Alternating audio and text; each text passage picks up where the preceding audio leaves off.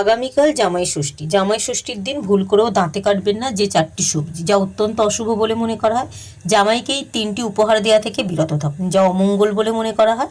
এবং আপনি যখন এই দিন জামাইয়ের হাতে হলুদ রঙের সুতো বাঁধবেন, মনে রাখবেন হলুদ সুতোর মধ্যে কাঁচা হলুদ বাটা কিছুটা পরিমাণ লাগিয়ে আপনি যখন ভগবান বিষ্ণুদেবের চরণে অর্পণ করবেন, তখন কিন্তু জামাইয়ের সাফল্য কামনা করে যে কোনো মনের ইচ্ছা আপনার যাতে জামাইয়ের সফলতা আসে, সেটা কিন্তু 108 বার, যদি সম্ভব না হয় অবশ্যই 11 বার জপ করুন মনে মনে।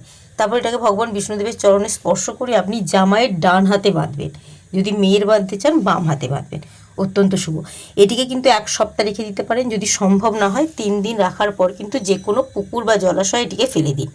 এই দিন যে 4টি সবজি খাওয়া থেকে বিরত থাকবেন, বাঁধাকপি, ফুলকপি, মূলো, বেগুন, ওল এবং পুঁই শাক খাওয়া থেকে বিরত থাকুন। এই দিন কিন্তু জামাইকে ভুল করেও উপহার দেওয়ার সময় এই 3টি উপহার দেবেন না। পারফিউম, ঘড়ি, তার সাথে কি রুমাল, এই কয়েকটি জিনিস দেওয়া থেকে বিরত থাকুন, যা অত্যন্ত অশুভ বলে মনে করা হয়। ভিডিওটি ভালো লাগলে ভিডিওটি একটু শেয়ার করুন, কমেন্ট বক্সে হর হর মহাদেব লিখতে ভুলবেন না।